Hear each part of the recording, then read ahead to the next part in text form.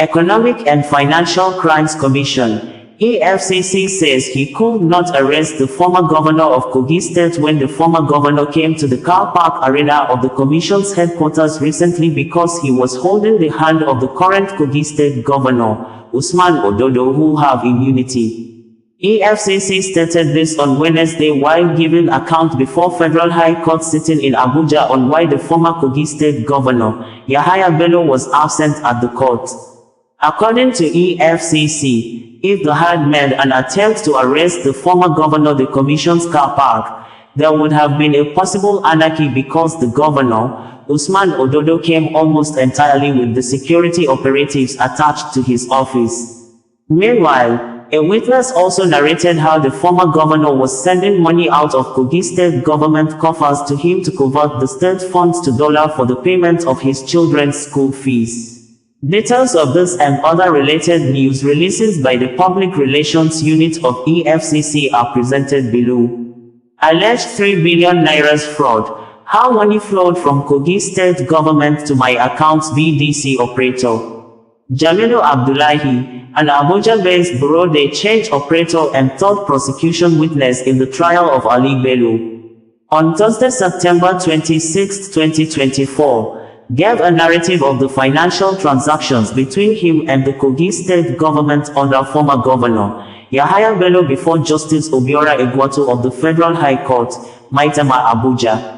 The rundown includes how the former governor repeatedly paid school fees of his 3 daughters in dollars through him and his companies. Ali Bello, the current chief of staff to Kogi State Governor OsazuwaAkonedo, is the nephew of Yahaya Bello. He is facing prosecution by the Economic and Financial Crimes Commission (EFCC) on 18-count charges of money laundering and misappropriation to the tune of over 3 billion nairas, alongside Abba Daudu, Yakubu Adabenege, and Iyada Sadat. Led in evidence by the prosecution counsel, Rotimi Oyedepo, San, the witness disclosed that in one of the occasions, Daudu, the second defendant, brought $300,000 in cash to him for the payment of Yahaya Bello's daughters' school fees. Abba Daudu called me to say that they have a transaction, though it was on the weekend, but I drove down to the office and waited for them to come.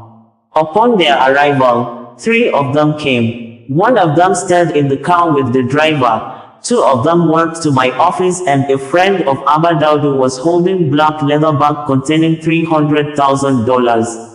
Upon entering, he greeted and Abba Daudu introduced him as his friend and business partner, saying he has a transaction. He dropped $300,000 in cash. I wanted to count the dollars before they left, but I could not due to the power outage. I told him I cannot use my hands and needed to confirm that it was $300,000, so I locked the dollars in my office safe and 2 of them left. Then, Abba Daudu's friend said when I confirmed the sum, details will be forwarded to me for payment. However, the sum of $300,000 attracts some service charges which he said I should calculate and let Abba Daudu know. After I completed the transfer, I forwarded 4 receipts indicating $75,000 4 times to Abba Daudu, and he confirmed to me that the payment was confirmed successfully, he said. When asked by the prosecution counsel if he knew anything regarding the transactions on Exhibit D, pages 50, 52 and 53, he said, "Yes, I know the transactions of $75,000, being paid to the school 4 times totaling the sum of $300,000 as forwarded by Abba Daudu, and further confirmed that the fees was paid for one of Yahaya Bello's daughters. And the name of the recipient is Naima Ohnin Bello," he said. Another payment of the fees, he recalled, was done by a company, Alisha Solutions Services, which, he said, paid the sum of $42,170 for Naima Ohnin Bello. It was paid on behalf of the student Naima Ohnin Bello for school fees based on the instruction and as forwarded by Abba Daudu, and the date is the 24th of January 2022.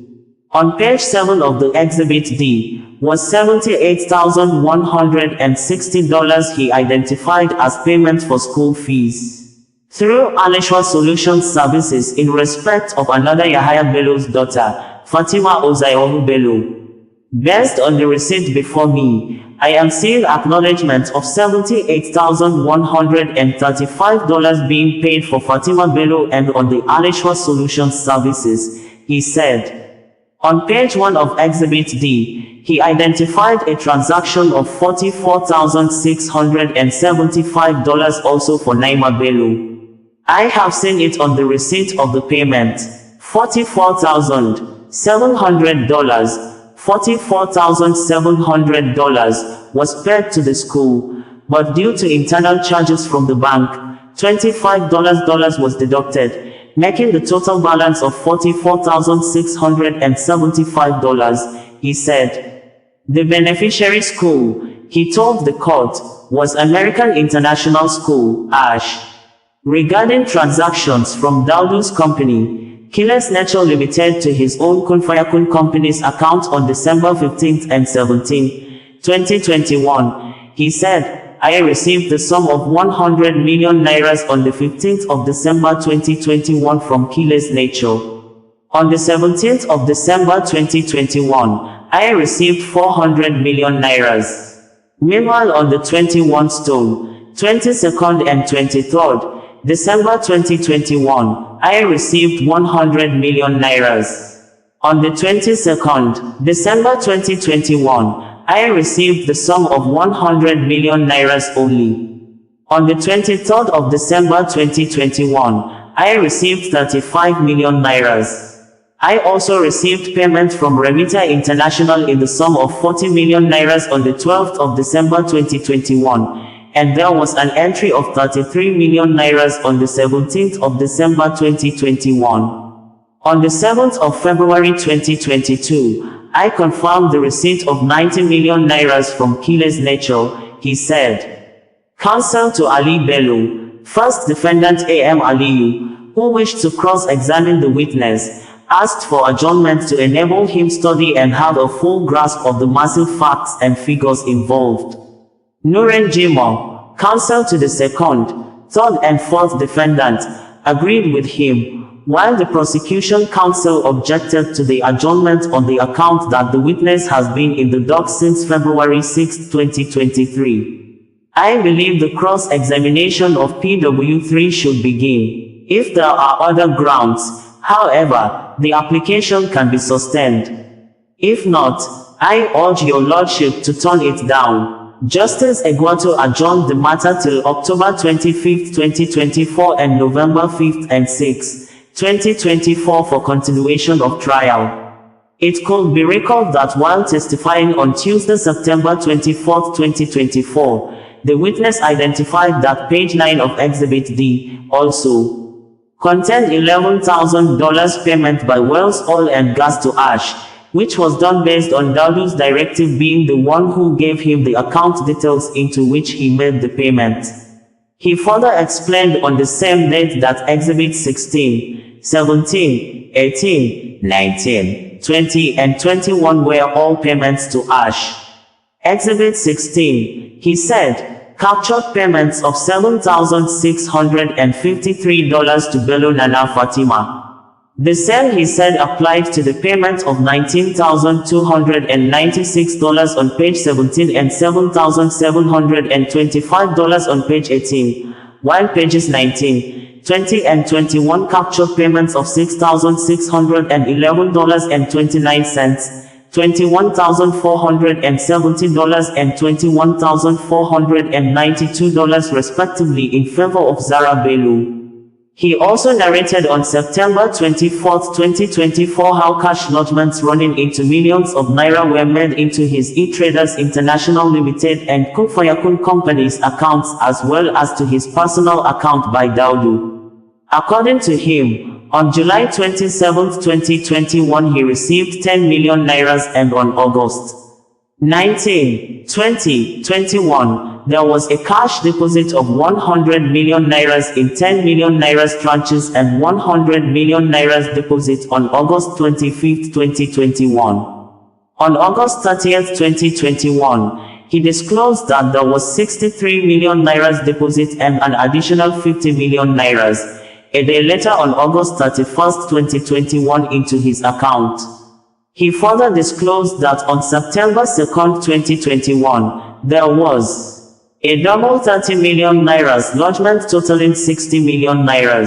He stated that the inflows into his accounts continued on October 8, 2021, with a transfer of 60 million naira and a double inflow of 130 million naira and 139.5 million naira on November 4, 2021. On November 10, 2021, 25,134,000 naira flowed in, another 50 million naira, he said, flowed in on November 12, 2021 and 200 million naira on November 30, 2021. The inflows, he said, continued on December 1, 2021 with 220 million naira and 16,008,000 naira on December 3, 2021. On December 22, 2012, he said 40 million naira flowed in from the same source. The witness in his September 24, 2024 testimony also admitted that Kelly's Nature Limited made a deposit of 100 million naira to him on December 21, 2021 with the authorization of the second defendant. On December 22, 2021, another 100 million naira, he said, flowed in from Kelly's Nature Limited, and another 60 million naira from the company on December 29, 2021. The financial traffic continued on the new year. According to him, on January 18, 2022, 40 million naira flowed in and continued thereafter. On the 19th of January, 2022, I received 50 million naira, while on the 24th, 2022, I received 30 million naira, and on the 28th of that same January, 2022, I received 40 million naira cash in 4 tranches, and another 120 million naira. On January 31, 2022, I received an inflow of 160 million naira, while on February 1, 2022, I received 110 million naira, and 150 million naira on February 8, 2022, he said. He further disclosed that on March 2, 2022, a total of 84 million naira was deposited in his account with another lodgement of 122 naira, 980,000 on March 10, 2022 and 60 million naira on March 21, 2022. On April 5, 2022, he stated that 150 million naira flowed in and 140 million naira a day after on April 6, 2022. EFCC tackles Yahaya Bello's non-appearance in court for arraignment. Lead prosecution counsel in the trial of former governor of Kogi State Yahaya Bello, Kemi Pinheiro-san, on Wednesday, September 25, 2024 told Justice Emeka Nwite of the Federal High Court sitting in Maitama, Abuja that the recent appearance of Bello at the parking lots of the Economic and Financial Crimes Commission, EFCC, was out of place as both the trial court and Court of Appeal clearly ordered him to present himself for arraignment in the 80.2 billion naira money laundering charges preferred against him by the EFCC. There is nowhere my lordship or the Court of Appeal ordered that Yahaya Bello present himself at the EFCC car park, but rather to appear before my lordship for arraignment. What is even more worrisome and disconcerting is that the defendant went to the EFCC car park holding the hands of a person with immunity who came with all the full security of his office. The implication, my lord, is if there was an attempt to get him from the person of immunity, there would be an invitation to anarchy. The invitation by the EFCC later in the day for Yahaya Bello to come alone, not with a person with immunity, security persons and other people was resisted again on their own admission, he said. Speaking further, Pinheiro pointed out that, "My lord, we wrote a letter to the defendant's lawyers drawing our colleagues' attention that arraignment is not conducted in EFCC's car park, but the defendant should be in court today according to the judgment of the Court of Appeal and this honorable court's ruling." Pinheiro also urged the judge to demonstrate his might and exercise his power to show Bello's counsel A.M. Aboyi that the court is not a vaudeville for entertainment but for serious business. "This court is not a vaudeville. A vaudeville is a place of diverse entertainment. I want to borrow the words of Justice Uwaifo that no party should make a court a place of entertainment. The court must resist it. It is a place of serious and solemn business," he said. He specifically sought the order of the court for Aboyi to be sanctioned and referred to the Legal Practitioners Disciplinary Committee, LPDC, for turning the court to a vaudeville. "My lord, it is against this backdrop that I will make this assertion that my learned friend wants to turn this place to an entertainment place or a casino. I want the court to use its power against him, because his senior advocates have left and pushed him, so that it will serve as a lesson to others," he said. He also sought leave of the court to proceed to the trial of Bello in absentia. Meanwhile, Abdul Mohammed San, counsel to Adeola Adedipe San, craved the indulgence of the court to exercise its discretion not to charge Adedipe for contempt. Our application is filed on the 18th of July 2024. It is supported by an 11-paragraph affidavit deposed to by the applicant, Mr. Adeola Adedipe.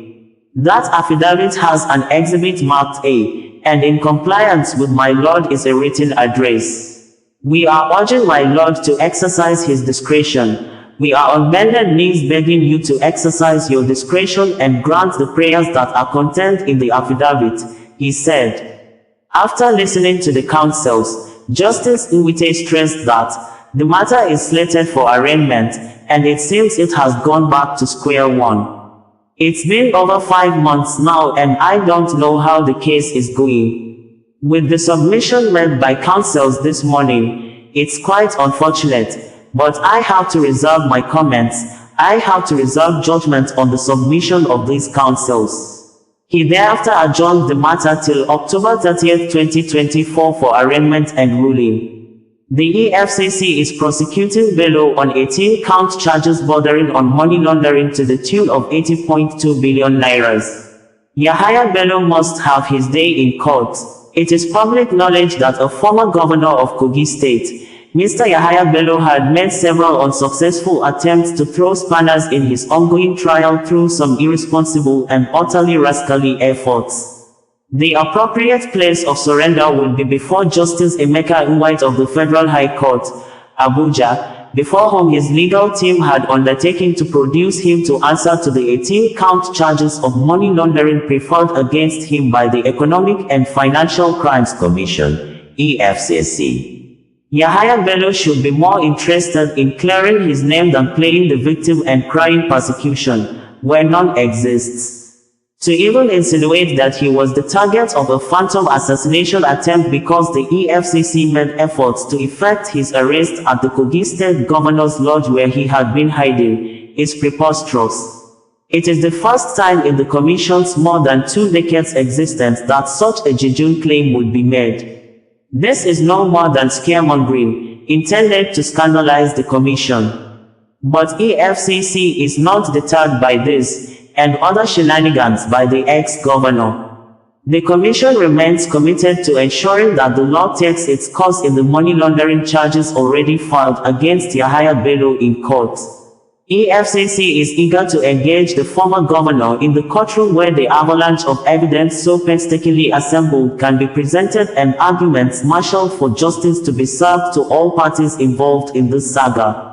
The true test of Yahaya Bello's willingness to abide by the law in the criminal proceedings instituted against him at the Federal High Court Abuja by the EFCC is to present himself to the court in obedience to the order of Justice Nwite. His presence in court is the only step that will convince Nigerians that his touted submission to the EFCC, which was widely reported in the media on September 18th, was not a stunt. Till date, Bello is yet to take his plea in the alleged 80.2 billion naira's money laundering charges preferred against him before Justice White.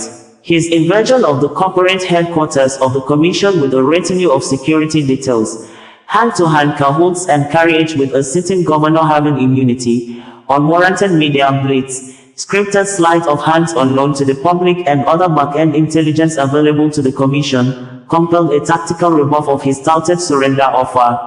The incident of Wednesday, September 18, 2024 regarding the orchestrated antics of the former governor to surrender himself to the EFCC, having denied being invited by the commission and operating on the ground as a fugitive for several months, expectedly raised concerns and curiosity of many Nigerians who had been waiting frantically for his arrest and trial.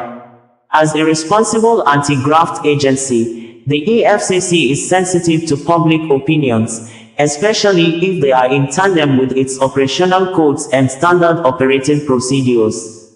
However, no hysteria, blackmail, sentiment or coordinated attacks in some section of the media would make the commission compromise its integrity.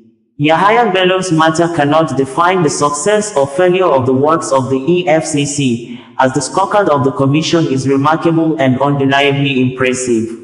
The EFCC is not unaware of the fact that corruption fights back.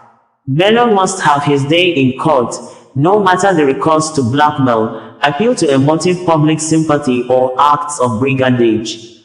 Within the year, the commission had arraigned 3 former ministers, 2 ex-governors, several top government officials, captains of industries, internet fraudsters and many more would be arraigned in due course. Every former governor, minister, head of ministries, departments and agencies, LD as being investigated by the commission would soon be charged to court. The EFCC is not running a circus show. Corruption issues should not be turned into a theater of the absurd. Those who harbor a criminal suspect should know that the act is also a criminal offense which is also punishable in law. While the EFCC is assuring the public of its unfaltering focus and commitment to continue to tackle every issue of economic and financial crime without fear or favor, there is need to remind Nigerians that corruption does fight back and caution and restraint should always be exercised in responding to the operational mechanics and dynamics of the commission. The EFCC would continue with its no sacred cow policy, no matter whose ox is God.